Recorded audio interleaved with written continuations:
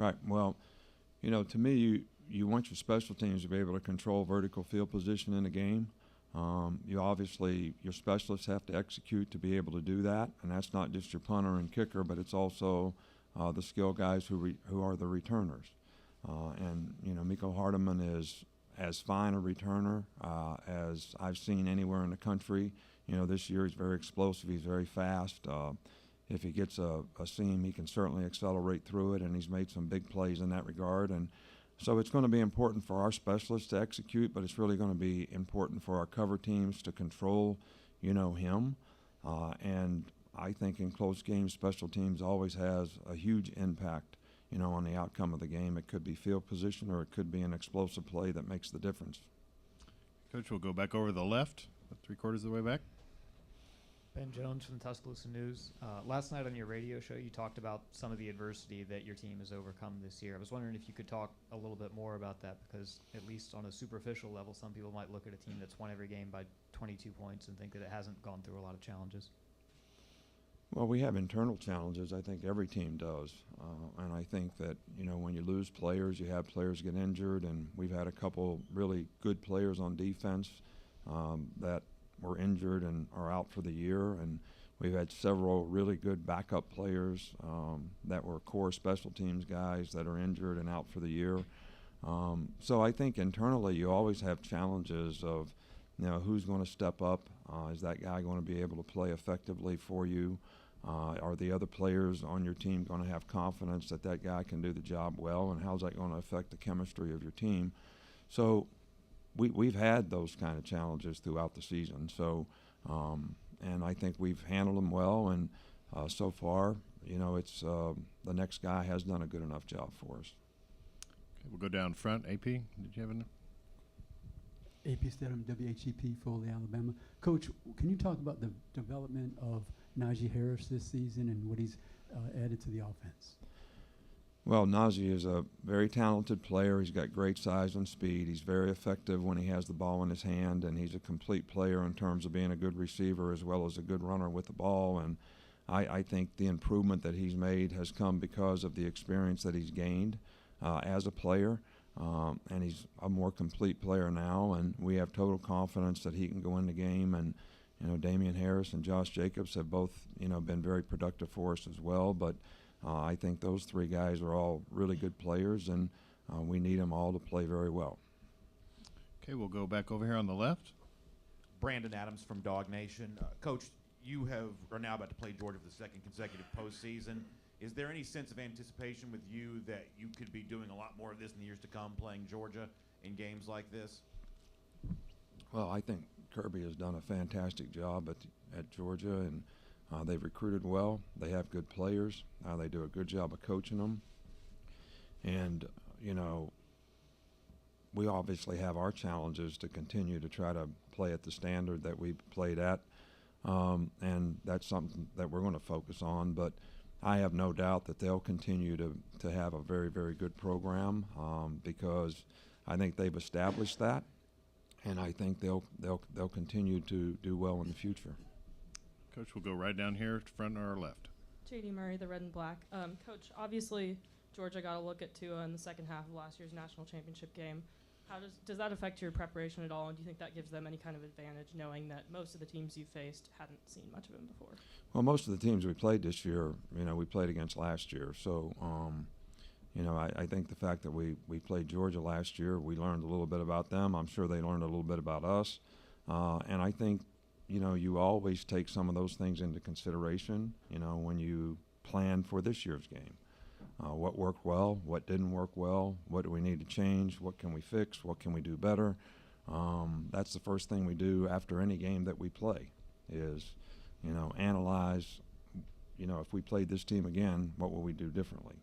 So I think the answer to the question is probably yes. But at the same time, I think it's important that you do what you do well. And your players have confidence in it, they understand it, and they got to be able to go out and execute it. So I think when you make a lot of changes sometimes, maybe you're not as effective in terms of your ability to execute. Here's we'll go to our far left over here, Scott. Hey, Nick, Scott Rapperley with the Baton Rouge Advocate. Kirby is one of many former assistants you've had who've gone on to become head coaches. What qualities do you look for when you're hiring an assistant, and what things did you see in him when you hired him at LSU that maybe might have led you to think, if not then, but later on, that he might get to a level like he is now? Well, first off, you want to hire people that are knowledgeable, which usually means they're bright. Kirby is certainly very bright. You want to hire people who are a good fit on your staff. That means they're going to get along with the other people that you have working, so you work well together, as a group. And you want to have people that have goals and aspirations for what they want to accomplish and what they want to do, because that's going to motivate them to do a very good job. And Kirby did an outstanding job for us for all the years that he was with us, and I think the record sort of speaks for itself, and whatever he was responsible for was, very, very efficient and successful. So, but those are the qualities that we try to look for. And, we've been fortunate to have really good assistants. We've been fortunate to have people who work well together in our program, and I think all those people have really made a much greater, more significant impact on we've been able to accomplish than sometimes they get credit for. Coach, we'll go back over to the right, the middle. Ross.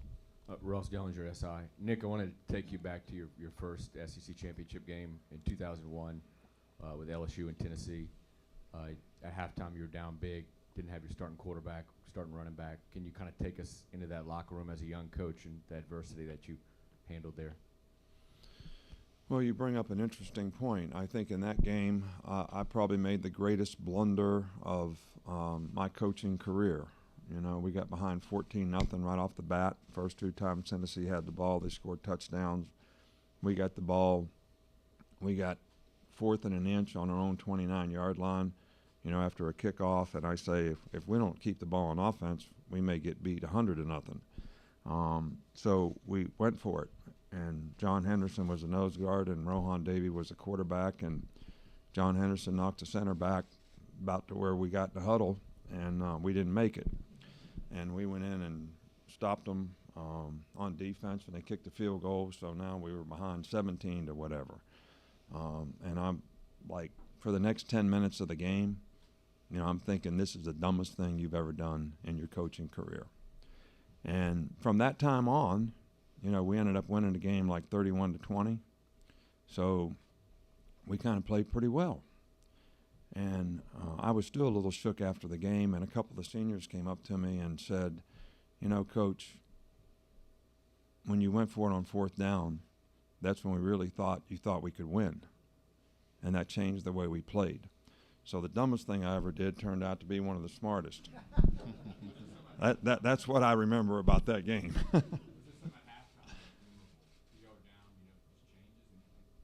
Well, Rohan got hurt in the game. Jimbo did an outstanding job. Matt Mock was a freshman quarterback at that point. He hadn't developed very much as a passer, so we were doing a lot of quarterback runs, which they probably weren't ready for, which helped us control the ball in the second half of the game, and the momentum of the game changed. And obviously that was, one of those ones that you always remember.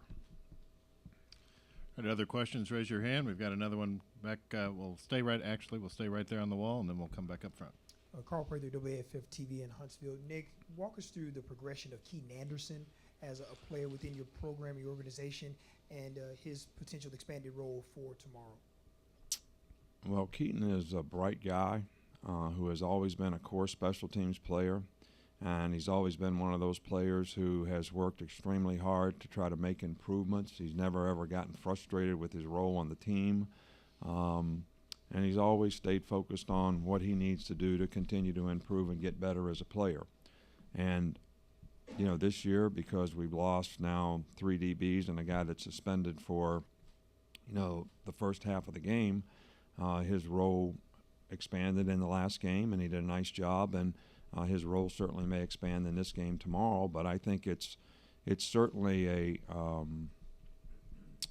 great example of someone who showed tremendous perseverance in his career to continue to work, grow, develop, and become a better player. And he played linebacker in high school, so he really wasn't a defensive back. So he didn't have any previous experience, and he's done a really nice job for us. Okay, we'll go back here in front right, Coach, right in front of us. Dave Piper, South Atlanta Radio. Coach, Christian Miller missed a lot of time last season. What has he accomplished this season? He's been one of our most consistent performers on defense. He's understands exactly what his role is and what he's supposed to do, and he's physically talented enough to do it effectively, and he's really played well for us all season long. And by losing Terrell Lewis, in the summertime, who was also a significant player who missed a lot of time last year due to injury, the fact that Christian has stepped up big for us this year has been really important. Okay, last call for any questions. If you've got a question, raise your hand. All right, Coach Saban, thank you for your time. All right, thank you. And I would like to say that, I know you all think I don't like the media, but that's not true. I think you do a tremendous amount of good things to promote our game for our fans, the people who support college football, the interest that is created in college football. I think all of you do a marvelous job, at that. And I certainly appreciate what you do, and thank you for that. Thank you. Thank you, Coach.